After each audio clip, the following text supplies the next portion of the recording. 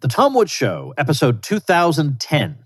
Prepare to set fire to the index card of allowable opinion. Your daily dose of liberty education starts here. The Tom Woods Show.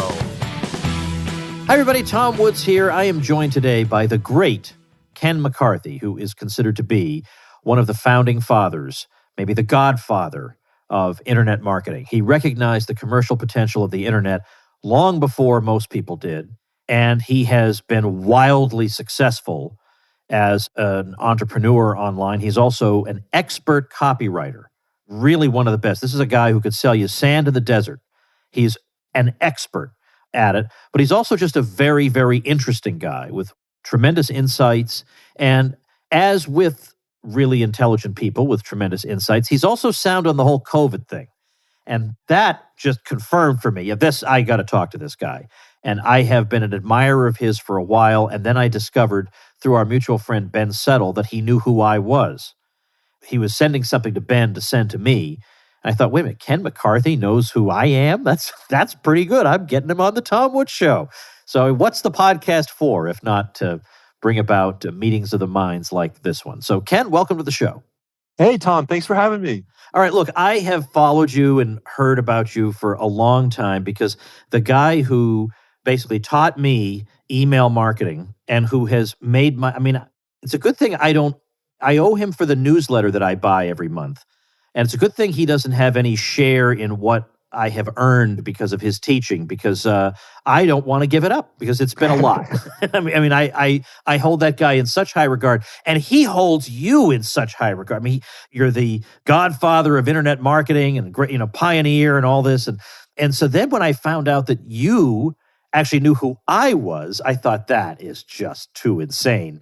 So that's when I wrote and said, hey, let's have a conversation. And the thing is, a conversation with you can span, just as with Ben, quite a variety of topics. So we'll start with your, let's say, pioneering work and insights from the 1990s, but then we're just going to see where we go with it. If I go to your Wikipedia page, and I don't necessarily recommend that that's how you find out about somebody, go to their website and their bio, which is it's way better than my Wikipedia entry, which people have been fighting over for years and years. The edit part, if you look at the collection of edits of my Wikipedia, it's like it would take up half the memory of some computer from the 1980s or something. But it does say on yours, it says that it acknowledges that people more or less recognize you for this and your, first of all, your appreciation early on of the commercial potential of the internet. And this is at a time, remember, this is even later. In fact, it was years later that Paul Krugman made his boneheaded remark about we're going to find that the internet had no bigger effect on the economy than the fax machine. What were you seeing that Nobel Prize winner Paul Krugman was not seeing? Okay, well, I happened to be living in San Francisco at the time, which was a really good place to be living for this particular purpose. And I had been doing a lot of direct mail, which meant I had to write big checks to printers and big checks to the post office and big checks to mail houses. And I discovered there was a thing called email, because I'm not a super tech guy, not at all. In fact, I think that's the secret of my success. But I could figure email out, and I said, wow, if just 10% of my customers will get on email, I could send them messages for free. And that was all it took for me. I didn't need a memo. I didn't need a book. I was on board. And I was in San Francisco, as I mentioned, and that was at the time the center of all things digital. The phrase digerati was invented, and for those folks. And at the time, the big theme of the entire San Francisco and Silicon Valley community was multimedia. And this was just before the CD-ROM became available. And your friend and mine, Bill Gates, was pushing the CD-ROM maniacally that this was going to change the world. And so everybody in San Francisco was geared up to make CD-ROMs.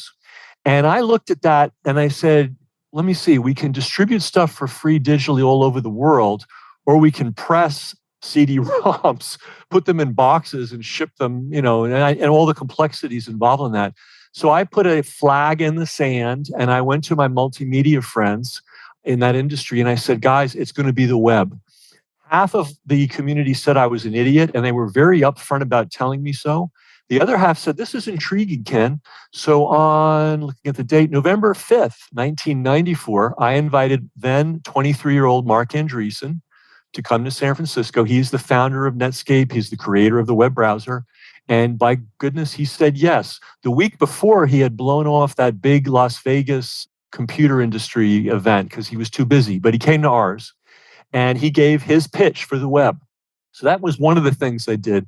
I also wrote the very first article ever published in a legitimate print magazine on why we should use email for marketing. Time magazine slipped up and actually gave me credit for something. They credit me with being the person who recognized the power of the click-through rate. Yes, I saw that. And there's a lot of things like that. And I feel a little bit like Columbus. I mean, America was already here, but he happened to get there first. And I feel that same thing about the internet. Obviously, the internet was already there. Some people were already doing some commercial experiments on it, but I was the first person to really articulate all the things that could be done. So that's me. Now, since then, you've done an awful lot of things. I've been reading about your background. One thing I like about you is even though you have if not a soft-spoken manner, then you're not bombastic or anything. But at the same time, Ken McCarthy has a level of badassery that I can only aspire to, because I noticed that you sell a copywriting course. Now, I want to clarify for my audience that's obsessed with IP. We're not talking about copyright, COPYRIGHT. Of course, you don't need a course on that. But writing copy, writing advertising copy or writing marketing copy. And you sell this course for $2,995. And you say in the copy, I've never lowered the price. If anything, I should raise the price based on the testimonials. I've never lowered the price. Don't wait for a discount. I love, number one, somebody who recognizes his worth. And number two, somebody who has the stones to say something like that, even though it would be easy to say, well, but look, I'll give you a discount of $300. You just refuse to do it. I love that. I want to be you. Okay. You can do it. It's not so hard. It's just words. Well, I've sometimes told people that if you really are good at writing advertising copy, I mean, and it can be direct mail marketing, it can be copy in a long form ad in a newspaper, whatever. If you're good at that, then you can make a pretty comfortable living, and generally from the comfort of your own home. It's a great line of work if you get good at it. But there are best practices, and you should learn from people who know what they're doing. But in this, like with so many professions, there are, let's say, recommended practices that it turns out if you defy them, you do a lot better.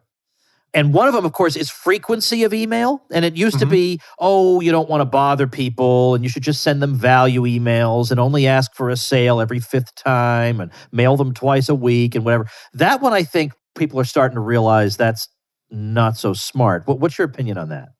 Well, here's the thing. We have to realize some people are going to love us and some people are going to hate us and some people are going to be indifferent.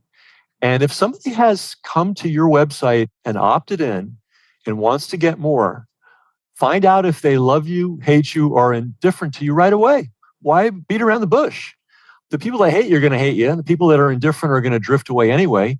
So the only people you really care about are the people who, for whatever crazy reason, love you.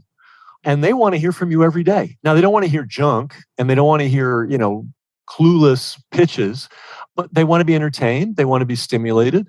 They want energy. And for some reason, they've picked you. And it's completely arbitrary. That's what I'm learning as I go into old age.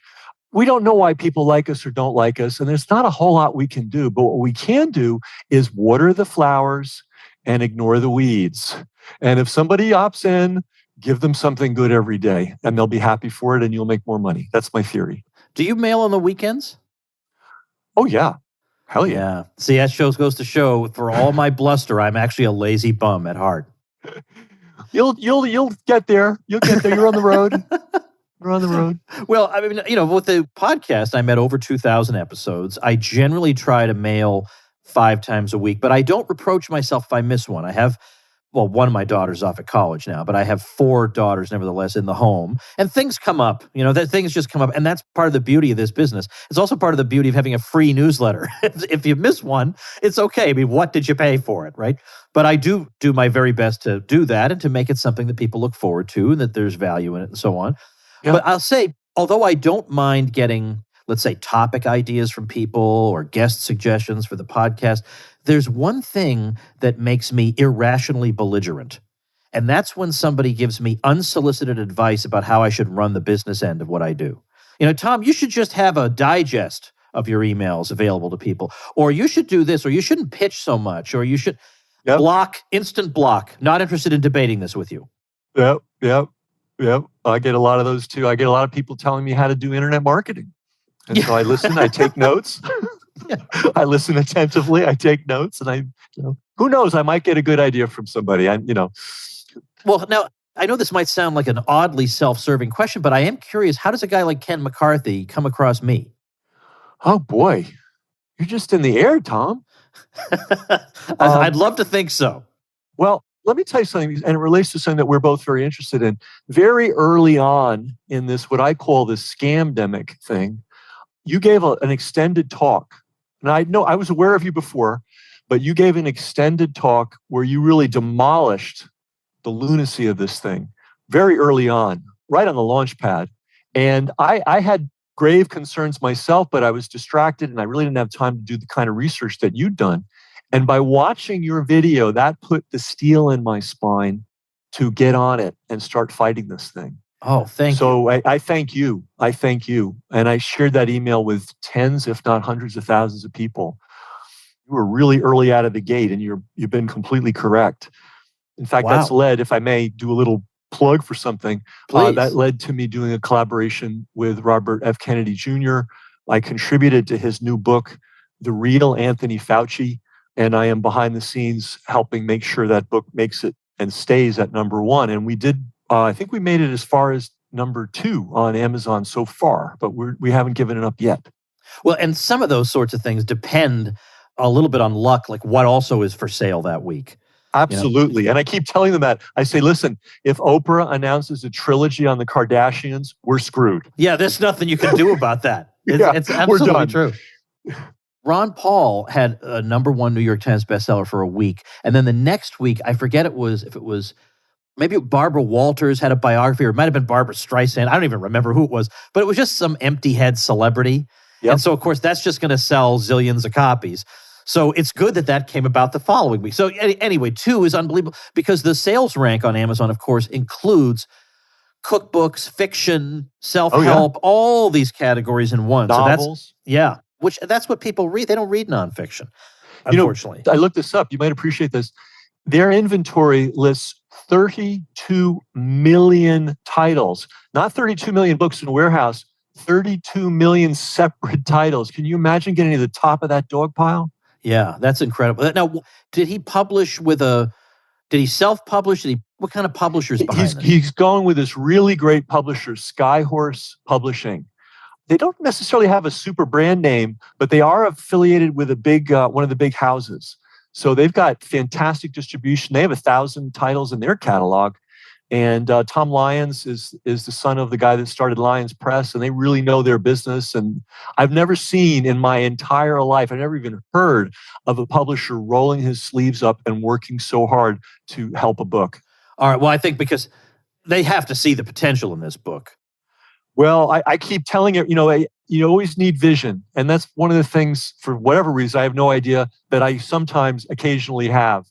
And what I keep telling them, Bobby and the publisher, guys, we've got the topic of the age, we've got the villain of the age, and we've got a man whose brand name you could not duplicate with $100 billion in advertising. We've got it all. This book has legs. If we lose, we lost by surrendering. We don't need to lose. Right. Yeah. No, this is yours to lose, really. I mean, you have every possible advantage. Yep. Now, the nice thing, of course, is, as you say, a guy like RFK Jr. has the name recognition. Any publisher is going to sit up and take notice. For the average person writing a book, especially with one of the larger houses, the trouble is if they do agree to publish your book, there's no guarantee they're going to flex that marketing arm for your title. And so I've heard, for example, I know somebody who publishes with Doubleday, and he says, I'm just left hanging out to dry. I got to do my own promo, my own whatever. They'll promote Paula Dean's book or whatever really hard, but not mine. And what's more, it's also very, very hard to sell books. I think people think you write a book and you retire on the royalties. It is so the opposite of that. The statistic I got about 15 years ago, and I think it's probably still true, was that there was, in that year, Doubleday had published 3,000 separate titles. Okay. And of those 3,000 titles, the number that sold more than 2,000 was only 200 of them sold over 2,000 copies. So most books are total bombs. But the problem is, as a guy like me, who I have written a bunch of books, I've had a couple of them on the New York Times bestseller list, people think I must probably have $20 million. That is my goodness. That's not that's not how royalties work in publishing. And secondly, people don't read nonfiction. If you have a nonfiction bestseller, it means it's selling pretty well. But if you knew the statistics, you would say, oh, I thought you were selling millions. No nonfiction book sells millions of copies. I know there are exceptions, but in general, that ain't how it works. Anyway, I don't want to just talk about my sob story. I'm sorry, go ahead. No, I'm just saying I don't want to hijack this into all my sob stories about publishing. No, because you know what? We may have some people that are interested in writing books, and this is a very important reality check we're sharing, because I know quite a bit about book marketing. One of my oldest friends, Steve O'Keefe, is literally the guy that Jeff Bezos went to learn how to sell books online. Okay, so I've been in this field a little bit, right?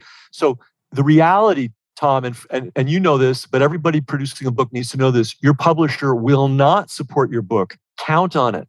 It's a miracle if they're interested. It's bizarre, but that's how they operate. So it's your job as the author to sell the book. Number two, think of your book as a calling card. It's not really the end in itself. Right. It's the best business card. It's the best brochure you could ever have. And here's the beauty of a book. It instantly makes you an authority. It transforms your life. You went from a schmo to an author. Yeah. And people do respect authors. For better or worse, of course. Yeah. But that is something to bear in mind, because it's too short-sighted to think solely in terms of the money you'll make directly from the sale of that book. In the same way that if you created something purely digital, some kind of information product, the primary benefit you're going to get from certainly your first information product is not really the revenue that it brings in. It's more the connections you make with affiliates who are going to promote your product. It's building the email list from all the buyers. I have a friend who, when he launches his products, he has a whole funnel. So there'll be some information product at the front end of the funnel. And then once you buy that, he'll try to sell you a few more things. And he gives his affiliates 100%, not just of the front end product, but of every single product in the entire funnel. Because he says, this is not about making money in the immediate term. It's about getting a lot of prospects on my list and earning money by promoting other things to them later. Absolutely. And he's not only getting prospects, he's getting known buyers who bought his thing.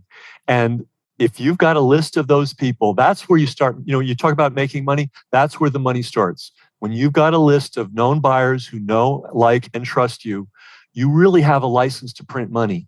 So it's not the book, it's not the front. There's front end and back end. So we're talking about the back end, the book, and all these things are front end. What you really want is that customer list, and that is gold. It's worth more than gold. I've got some gold, but I'd rather have my customer list. Right. Because gold can be confiscated, That's it can go back to 200 an ounce. But your customer list is money forever, as long as you take care of them. Now, one reason I haven't written a book in a while is that it's exhausting to promote a book.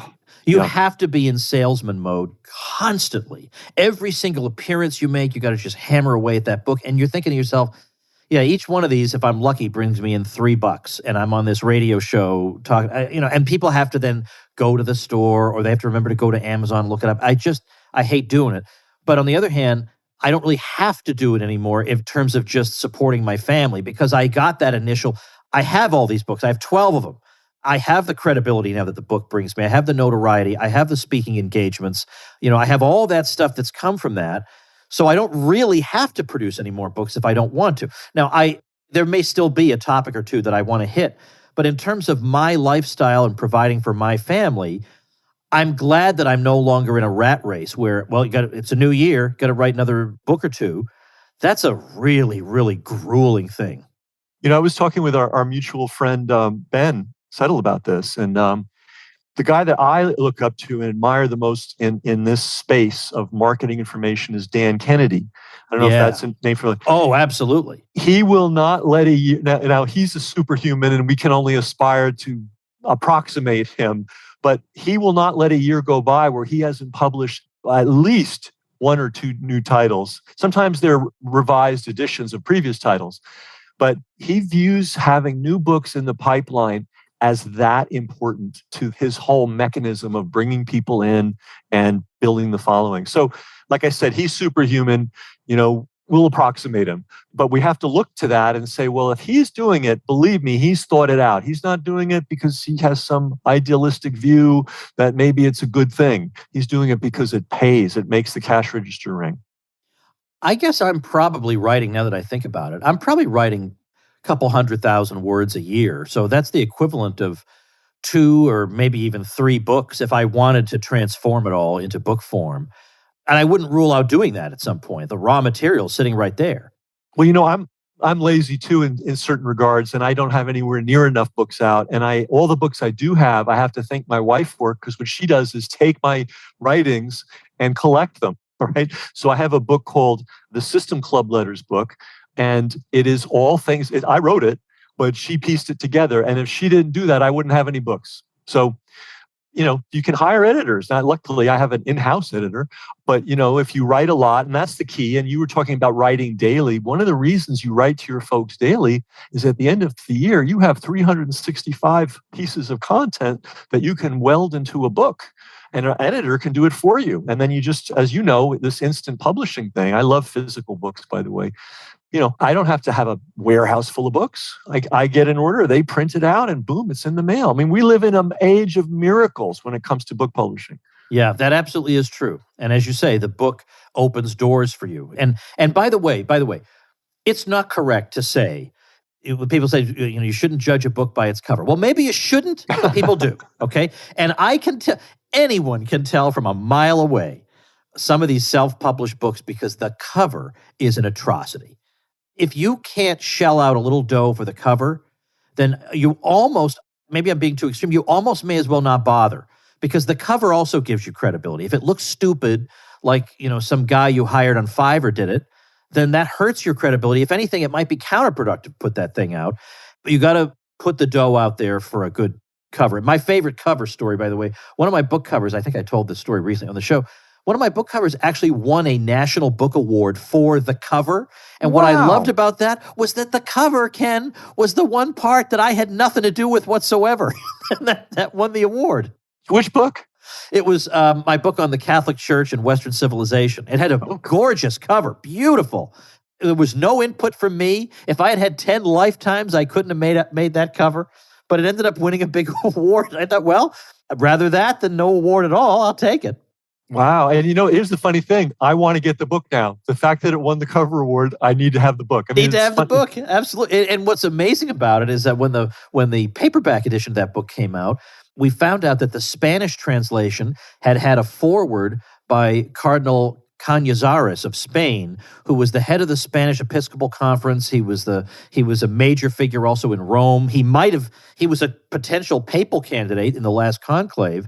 And so we translated his foreword into English and made it the foreword to the paperback edition. And it makes me look like Mr. Influential guy with contacts in Rome and whatever, and I'm just some guy working out of my office, and that all happened by accident. You mentioned your book, the System Club Letters. The System Club Letters. Hey, let's hope this guy becomes Pope. Then you're golden. Oh, I'm telling you, I think Francis's appointments have made that impossible. They'll never elect him now, but that's okay. That's okay. I'm still happy. But that book of yours, Ben said in a recent newsletter that he's read that multiple times. And I do that too with stuff like this. I want to get as much out of this as I can. Now, let me ask you, though. I have a lot of people in my audience now who, for obvious reasons, are in a kind of limbo, employment-wise, right? I mean, some people are just going to get the injection because what else are they going to do? There are plenty of people and I'm not going to say you're a terrible person for doing that. I'm not going to say that. I'm not in your shoes, and I'm not going to render judgment on those people. But there are some people who say, I will figure something out, but I am not consenting to this. So there's more interest than before in okay, could I run a business that does not involve some sociopath boss who's going to impose something on me that has zero to do with the health of the other employees? Nothing whatsoever. And so the basic model, there are a lot of things you could do online. You could have an e-commerce store, you could do print on demand, you could all kinds of different things. But the standard model that Ben keeps pointing to is, I realize basically what I do, which is you build a list, you mail offers to that list. That's it. If you have a niche, something that you have knowledge in, and you build a list and you mail offers to that list. Now, how do you do those things? Okay, well, then you have to study with somebody. You have to get a course. You have to read about it. But that's basically it. Am I wrong about that? Can't you have a perfectly acceptable online business that consists of you build a list, you mail offers to it? It's shocking how well it works. It's just amazing. Yeah, I mean, there's a lot to make it work. I mean, it's just not easy to set up. It's not easy to get going. There's a lot of front end work. It can be discouraging, and and so on and so forth. But once you get it going, it is miraculous. I mean, I don't need to leave my house and yard if I don't want to, and I can just sit here and print money all day, depending on how hard I'm willing to hustle. But it took a while to get there. But thousands, tens of thousands of people are doing this. Hundreds of thousands of probably. So Yeah. it is attainable. It is a subset of this thing called direct response. There's two ways to sell things. One, you can have a store and hope people come in, or two, you can reach out to people directly and have them buy your stuff from you directly. It's labor intensive, no kidding. You should be a good writer or someone willing to become a good writer. You need to be prolific. You need to crank it out every day. But if you do, it does work. I'm living proof. Ben's living proof. Sounds like you're living proof. Yeah. It works. There's many, many people. And it all boils down to picking an area that's lively. You don't want to pick buggy whips and corsets. That's probably not going to, well, who knows? There might be a market for that, but we won't go there. But you're looking for things, money, health, better living. If you're an expert in some area like that, those are perennially interesting to people. And again, it's this weird personality thing. You put yourself out there as you are. You don't have to dress yourself up or put on any strange characteristics. Just be what you are. Some people are going to love you irrationally. Some people are going to hate you irrationally. And, you just put it out there and you water the flowers and you ignore the weeds and just keep feeding the flowers. And, I have, because I'm in the realm of teaching people how to do business. So the sky's the limit as to what I can charge.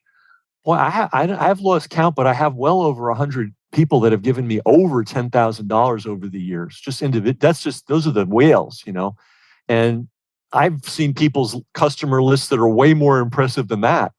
So you offer them a lot of stuff and be, communicating with them on a regular basis. Yeah. And be yourself. You don't have to be, Ben's his cranky self. Dan's his cranky self. I'm not I can't believe me. I can be cranky, but generally I'm not. No, me either. And I'm myself. And like I said, this was profound to me. And I've said it a couple of times on this call. Some people are going to love you irrationally. Some people are going to hate you irrationally. You have nothing whatsoever to do with it. Just put it out there and work with the people who love you. Well, I am living proof of that. There are people with an insane obsession with me. And one of my friends actually, you know what? As a matter of fact, I figure into one of Ben's books, Copy Troll, because he wrote a book on how to monetize your haters, which is you can just ignore your haters. Nothing wrong with that. If you don't have the constitution for, fisticuffs, that's fine. You can just ignore them. But somebody like me, no, I don't want to just ignore them. I want to make money off them and then tell them I made money off them. I'll give you an example. This is the one that Ben borrowed from me. There's this rapper named, I think it's Talib Kweli, and he has like 1 million Twitter followers. He has no engagement with them, but he has 1 million Twitter followers. And he went after me one day. This is a guy who thinks the Nazis built the Berlin Wall because they didn't like diversity. That's what he said at one point. So we're not dealing with, Albert Einstein here. So he went after me and started calling me all kinds of vicious names. I forget how it even started. I never even heard of this guy. He went on this tirade that went on for like 24 hours. And I thought, is he on some kind of like drug binge? How's he staying awake? It just never stopped. So then I thought there has to be some way. I mean, first of all, nobody looked at this exchange and said, oh, this Tom Woods must be a terrible person. No one. So I thought, well, what am I going to do with this? So I took my main product, Liberty Classroom, and I said, all right, for the next 2 hours, for anybody here on Twitter, I'm going to take $200 off the top membership level if you use the coupon code Taleb, his first name. That's the coupon code. And so thousands of dollars came in over the next couple of hours, and it was exclusively at his expense. It was entirely at his expense. I love it. That's good. You got to have fun with it, So don't be afraid somebody will hate you. If somebody hates you, it means you're getting attention, and you turn that into an email or a campaign or a promotion or whatever. Yeah, the problem, believe it or not, is if nobody hates you, that means nobody cares enough. I know. It's a strange thing. There was a great genius of our field named Gary Halbert. Of course. And I've read his letters too. Yeah, his letters are great. And he had a book called Maximum Profit and Minimum Time, something like that, which was his lead generation. It was his front end product. And he said this profound thing. He said, my book is the meat cleaver of humanity. Some people read it and love it and hate me. Some people read it and love me. And he was fine with that. And so that's a very important psychological orientation if you're going to put yourself out there as a writer, publisher, thinker, speaker. And you make the really good point. Have fun with the haters because they're idiots, most of them. Oh, yeah. These are not, first of all, most people who are really bright don't spend their time obsessing about some internet personality. So already there's some kind of mental deficiency going on. Hey, everybody, let's take a minute to thank our sponsor, BitTrustira. A lot of people have been putting crypto into their IRAs. And if you're thinking of doing the same thing, adding Bitcoin to your retirement account, the best way is through BitTrustira. The crypto world can be confusing. It's hard to know where to get started. These guys will help you. BitTrustira stores your private keys in nuclear bunkers with military-grade encryption. And by the way, when they say nuclear bunkers, that isn't just hyperbole where they're saying it's really, really secure. We're actually talking about decommissioned nuclear bunkers. They have a 24/7 trading platform with no minimum investments and unlimited trades, plus a team to help guide you along the way if you have any questions. They also offer the lowest trading fees in the industry. So how do you get started? Go to BitTrustIRA.com/Woods today to learn more. And for a limited time, BitTrustIRA is waiving the sign-up fee for Tom Woods Show listeners. That's a $50 value. That's BitTrustIRA.com/Woods. BitTrustIRA.com/Woods. I had an interesting insight back in 2008 when I still had this kind of idea, even though it had been falsified by experience over and over again, that if I just expressed my opinions sincerely and effectively, everybody had to respect me. I know. Even I laugh at that now. But a friend and I wrote a book called Who Killed the Constitution? And it's a good book. And we were showing that the assaults on the Constitution have really come from all sides, from the left, the right, the president, the Congress, the Supreme Court. Amen. It's just everywhere. But the thing is, as a marketer, think about that. You write a book basically saying, oh, everybody's to blame. Who wants to read that? They want to read a book about how my enemies are at fault. Yeah. So we didn't even think about that. We thought, well, this will be great. Everybody will love this book. But it was one of my biggest flops ever. Because it turns out nobody wants to read that. They want to read my tribe is the great defender and these people are the great offenders. Maybe you could do a series, how the left is destroying the Constitution, then how the right is destroying the Constitution. We should have made it into multiple books, yes. Actually, you know what? We're joking, but that could really yield some fruit. I know. 13 years later, I figure out the code for how to have done that book. We're all learning all the time. That's the beauty of this business. It's a great university. Well, by the way, somebody listens to what you and I are saying. Like you say, look, you have a model like this, and it's like you have a money printing machine. People say, oh, come on, that you scammer, that can't possibly be right. If that were true, why isn't everyone doing it? And I'm going to tell you, I'm going to give you two reasons why everybody isn't doing it. Number one, most people have no idea this model exists. Almost nobody is even aware of it. Number two, if they try it, they get discouraged by the very thing you said, which is that it takes a while to get going. The hardest part is to get going on it. Building a list is hard. There are ways to do it, but it's not the easiest thing in the world. But once you have it, it's like starting a podcast. The things you have to do, you have to get listed on the podcast apps, and you have to have an avatar for your show, and you have to have a little icon, all this stuff. Yeah, that's really annoying. But once that's in place, it's total autopilot for me every day. I just come in my office, everything's already set up. So likewise with this kind of business, yeah, the setting it up, the getting the list and learning stuff, that is time consuming. And that's where most people just say, well, I thought I was going to be rolling in the dough in the first 2 weeks. Well, you're not. You're not. But if you persist in it and you've got a good niche and you read everything you can about building a list, I can't guarantee you're going to be successful, but you have a pretty good shot. I'll say that. Yep, absolutely. And the need to be prolific, your daily podcast, the daily emails, this is the price of admission. So, why isn't everybody doing this? The same reason everybody isn't a brain surgeon. There's work involved. There is work, yes. And it's serious. Yeah, there is. And I think because they hear it's like a money printing machine, they think that means it's easy. There's no reason to assume that. That's just an assumption. It's not easy. Well, Tom, let's look at it this way. Surgeons have money printing machines. They put on their scrubs. They show up. Yes, correct. They're getting paid. It's a money machine, Correct. But they had to go to medical school and internship and all that. And we've got our price of admission too. And it's steep. It's steep. Now, with that being said, I want to say that what we do ultimately is not rocket science. It's not brain surgery. It's more akin to plumbing. And I have all respect for plumbers. In fact, I think plumbers are the people responsible for the positive public health in the world today more than any other profession. I revere plumbers and plumbing. However, it's a fairly straightforward job. You connect the pipes, you make sure the seams are not leaking. If there are leaks, you plug them, you connect to the main water line. That's plumbing. That's what we're doing. We're doing it with words, we're doing it with our followers. We're connecting the dots with words. Yes. It's not rocket science, but it's as serious as plumbing. You got to, if there's a leaky pipe, well, you've failed, And see, I love my last high school reunion was canceled because of the virus, but the one before that, I go to all my reunions. I have a friend, Tom DiLorenzo. He lives by the idea that reunions are for losers. I disagree. Reunions are so that the people who made fun of you can see that you're such a winner that you won. Okay, so fair enough. Yeah. Anyway, you can't detect any resentment in my voice there. Anyway, I was at my reunion and I found out that one of my classmates does marketing for Procter and Gamble.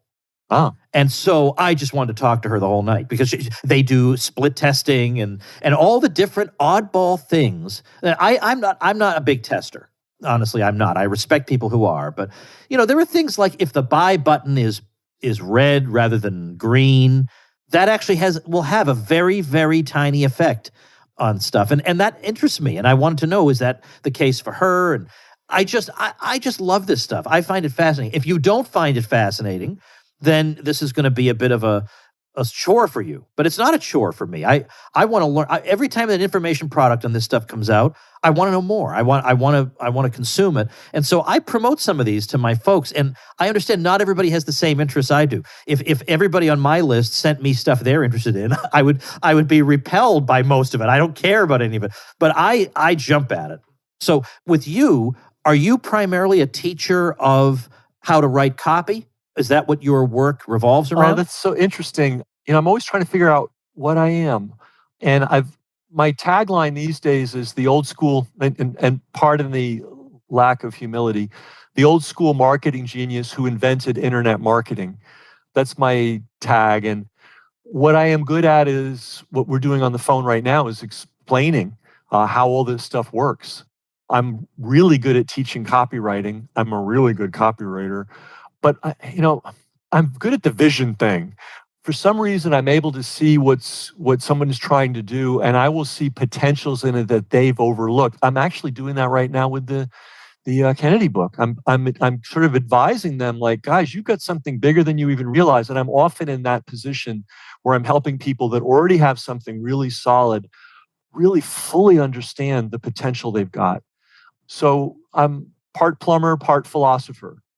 I think my listeners are going to be tired of hearing me say this, but what you just said reminds me very much of Jay Abraham and what he does, because he deals with people in all different industries. So he doesn't have industry-specific suggestions generally, but he's the guy who gives a bird's eye overview of your operation and says, why aren't you doing this?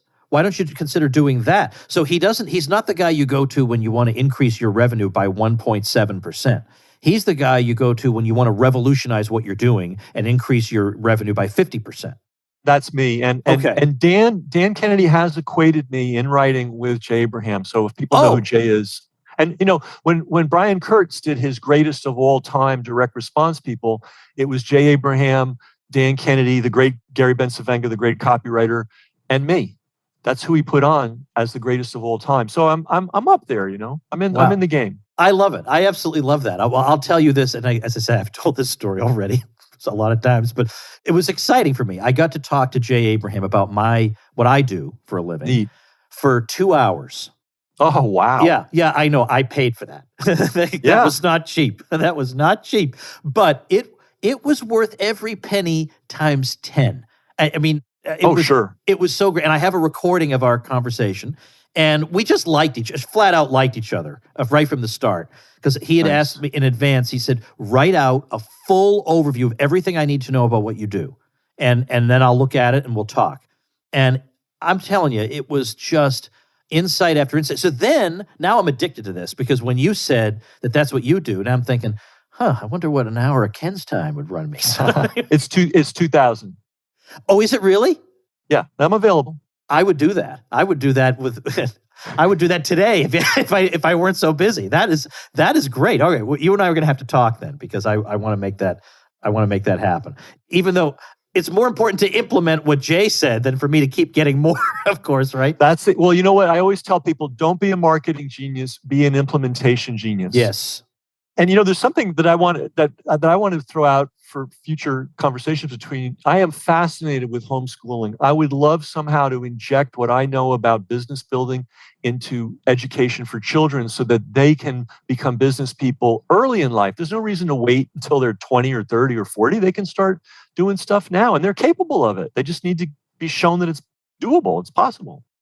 Well, I think, Ken, what you need to become here is an implementation specialist. Just take that idea and make a course out of it. Well, I notice you're connected with a certain individual who already has a fantastic program. Is there room in that universe of homeschooling for a course on business building for kids? I don't know. I wouldn't say it's impossible.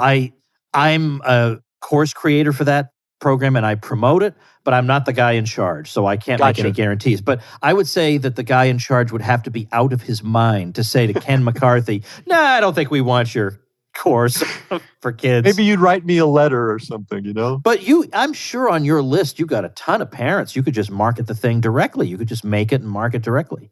Well, then there's the issue of distribution. And this is a big, by the way, guys, this is a big clue right here. One of the things you're looking for are people that already are reaching the people that you would love to reach. So, for instance, I've been talking about Fauci since March 2020.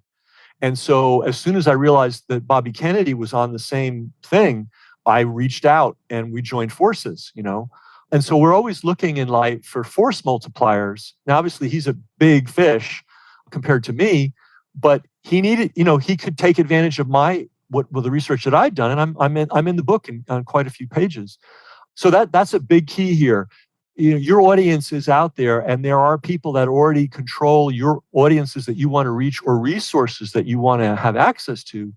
And so when I think about homeschooling, I think, let me find someone that's already got the distribution channel. Let me create the content. I've already made, I retired 10 years ago, theoretically. And I'm interested in making money, and I still do make money, but I'm more interested in having an impact on the world, And so if somebody already has the channel to reach thousands or hundreds of thousands of families, I'd rather drop my thing in there and let them run with it than build up the whole machine myself. Yeah, of course. If the infrastructure is there already, what would be the point of reinventing the wheel? So, all right, so we can certainly talk about that, but I definitely want that hour. Maybe I want more than an hour. I'm launching. I hate to say this, I'm so fast that in 20 minutes you'll probably be there. But we'll go the full hour. Oh yeah, if you want more, and you know what? I get bored after an hour. Like if you'll see how much comes out in an hour, and you'll go like, okay, I got 10 years of work ahead of me. So, but if you want more, we can. It's possible. Okay, well, It's not guaranteed, though. I have to be interested. That's the other thing. Like, you can't just show up with $2,000 and say, "Talk to me." It's just, I don't care. yeah, no. But I would send you the document I sent to Jay. Oh, well, you are an interesting person. There's no problem there. I'm just saying, I think in an hour you'd be shocked at what we could pull out. Wow. Okay. I'm not a good consultant in the sense that a smart consultant drips out his advice over 20 years. I hit you with the whole thing in the first hour. Wow. Okay. Well, that's what I want because, it's not even that I'm crazy. I think people have this impression that I'm a crazily busy guy. And I actually feel bad when people, I know they're being courteous to me when they say, listen, I know you're really busy and I don't want to take up a lot of your time. I know that that's them being courteous. So I'm not resentful of that. But I don't like the impression that I'm running around like a wild man because the life I've tried to build for myself is specifically designed to avoid that. And it's the kind of thing I do does not require me to be running around ragged all the time. In fact, I travel a lot. I'm on vacation a lot. I see the sights to make up for all the years when I was such a workaholic. But that is kind of one of the benefits of what we do is that I can choose, well, today I'm going to send just the one email. But if there's a really, really key promotion, maybe I'll send 5. But if I only send 1 because I wasn't feeling well, life still goes on. I can do it from wherever. I mean, it's not a bad deal. Let me add to that, Tom. In this kind of business, it is important that you pace yourself and that you discipline yourself not to wear yourself out, because this is a long haul game. Like, this is a marathon, and it takes a while to put points on the scoreboard, especially in the beginning. And so you have to be in this rhythm of create, promote. And you don't want to burn yourself out by, just going nuts. You just have to put in the, a day's work every day. And one of the things that helped me in the very, very early years was never let a day go, never let the sun set on a day where you haven't done something to promote yourself to some new group or some new person. Just get in that habit. Yeah, see, that's what you and I need to talk about because that's where I'm not so good. Okay. I've gotten lazy on that. I will say that in terms of working, I don't feel guilty that I can enjoy leisure now because I put in 10 years worth of work in 2 years when I was creating the courses for the Ron Paul curriculum. I mean, try creating 400 videos on history, which is, if it's math, that's one thing, because once you know math, you can just explain it forever. But history is a bunch of contingent facts that you can just forget. And you got to research them, make PowerPoints, edit them, come up with assignments for 400 of them, spanning from antiquity to the present in Western civilization. I mean, that's insane. No one can do that. It is, Tom. I mean, honestly, I don't even feel like it must have been some other person. I can't, right now, I'm thinking to myself, I could never do that. But yet I did. I have them on the website. I have them up. I did do that. So I put at every lunchtime, I like eating lunch with somebody, and chit-chatting over lunch. Every single lunch for 2 years was me poring over a book while I ate. And I read nothing for pleasure for 2 years. Nothing. It was always, if I had 10 minutes waiting in line or if I was getting an oil change, I was always reading some history book to make these videos the best I could for that curriculum. I mean, it was murder, absolute murder. And of course, I'm putting out the Tom Woods Show every weekday. It was murder. So I don't say, well, gee, I have this life now where I could just work a few hours a day if I so choose, and I still am able to, keep the lights on. I don't feel guilty about that. No way. Yeah, there's a price to admission, and you won't get in unless you pay it. And once you pay it, you're entitled to enjoy it. Yeah. I mean, the reason I did a every single weekday podcast was because there wasn't one. So I'm going to do it. And that seems impossible. Like, who's going to do 5 days a week Libertarian? And then likewise, John Lee Dumas, the great podcaster who has a podcast for entrepreneurs, he does 7 days a week, 365 episodes a year. And he said, why do I do that? Because nobody else was doing that. I would be the only one. So think like that. Like, think of something that seems impossible and then figure out how can I make it happen? I don't know if that's good. By the way, Ken, I don't know if that's good general advice. That sounds very poetic. I don't know if that's good general advice. You've got to stand out. You do, yeah. And however you figure out how to stand out, you must stand out. This is one of the other keys to our business. Nobody needs another copy of another copy. They want to see something they've never seen before. So One way is daily content. When I was originally producing this thing called the System Seminar, and we haven't really talked about that, but the System Seminar was the first place on earth where you could go and learn about sending emails, doing opt-ins, doing follow-up, doing split testing, doing pay-per-click advertising. Nobody was teaching this thing as a system. So we were the first to teach it. And the way I marketed it was I gave away a free hour-long conversation with each of the faculty members. So in order to promote the seminar, I might have done 12, 15. Now, in those days, it seemed like a lot. Now I guess it wouldn't be much. But I was giving away 12 to 15 hours of audio content that was spectacular. And I never even pitched hardly. I said, okay, guys, you've heard Perry Marshall or you've heard, Ben Settle. If you want to see them in person, we're all going to be in Chicago this week, And that was my pitch, and we sold the thing out every year. Wow, I love tickets it. Tickets were $2,000 a head, and you look out in a room over 300-400 people, and it's like that's a good day. Yeah, that's a good day. Yes, indeed. Yes, indeed. One thing this kind of business has taught me is the potential for one day. Occasionally, you have that one day where you think, "Oh my gosh!" Back when I was I was a college professor, it would have taken me 5 months to come up with this one day. Now, you don't have that one day every day of your life, but every once in a while, that one day, because all the stars align or you launch something new, and then other times you have a one day, where you think it's going to be one of those days and it kind of flops, but the potential is there, and that's keeps you hungry and interested and curious and driving and moving forward. Yeah, I mean, that is one of the most interesting things about this business too, is you never know. I once literally at midnight when I was exhausted and said, I'm not going to do another one. I just grabbed a clip and threw it on YouTube. 5 million views later.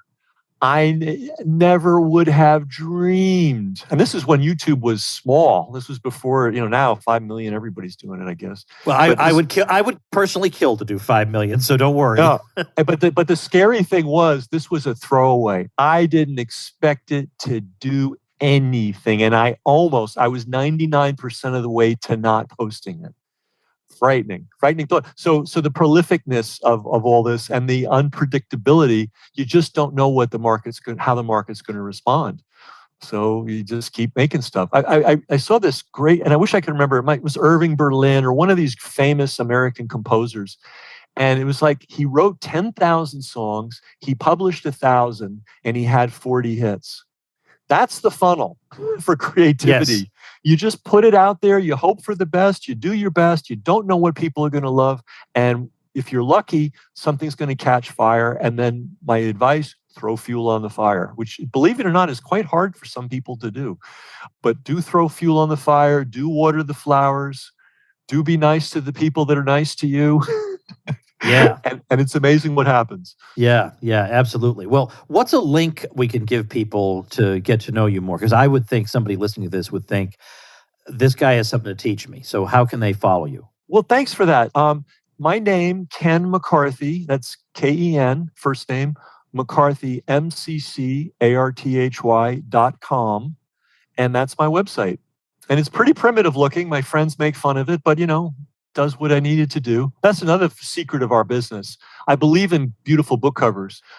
However, everything doesn't need to be beautiful for people to take ugly websites sometimes outperform the beautiful ones. Oh, I would if I had to bet my life on ugly versus beautiful, I'll go with the ugly. As long as the ugly is sensible, has the links, has the offer is strong, the links are obvious, ugly can very often beat beautiful.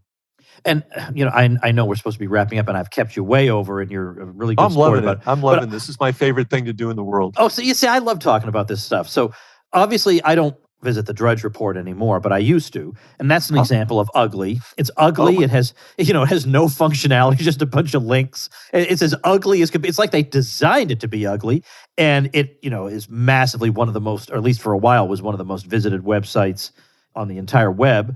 But then also, in terms of ugly, I mean, I personally, when I send emails, I want to make them as plain Jane as possible. I used to have a big banner with the Tom Woods letter, and I'd have a calendar of my events and all these bells and whistles. And it turns out that what works better is plain Jane, because it feels even though people know, obviously, you're sending it to a lot of subscribers, but it feels like a personal email. When you send a personal email to your grandmother, it doesn't have a big banner in it. Exactly. And that is the power of direct mail or email, that it feels like it's been sent to you directly, and 99.9% of people get that wrong. And I'm forever trying to persuade people, text only, no attachments, no graphics, make it look like you just wrote it this morning. Yeah, I remember watching somebody make that transition, somebody whose list I was on, and I thought, boy, that's a mistake. If he just sends these text emails, no, that was not a mistake. That was a great move on his part. So and there's even a deliverability issue, which is the more graphics you add, the less you're going to get delivered. I mean, it's a whole rabbit hole, but basically simple, make your communications look personal. Yeah. Beginning, middle, and end of story, and you'll have much better response. Yeah, totally agreed. All right, so kenmccarthy.com is the website if you want to pursue the topics we've been discussing further. Ken is the guy. You could just Google him and you'll see everybody. Or if you don't like Google, that's just an old habit of saying that. If there's some other search engine you prefer, type in Ken McCarthy. You'll see, I'm not making this up, everybody views him this way. So he is the guy to connect with and learn from. So kenmccarthy.com. And Ken, I appreciate you sharing an hour with a total stranger. Thank you so much. Tom, I'm honored, and I really thank you for all you do. I really profoundly do.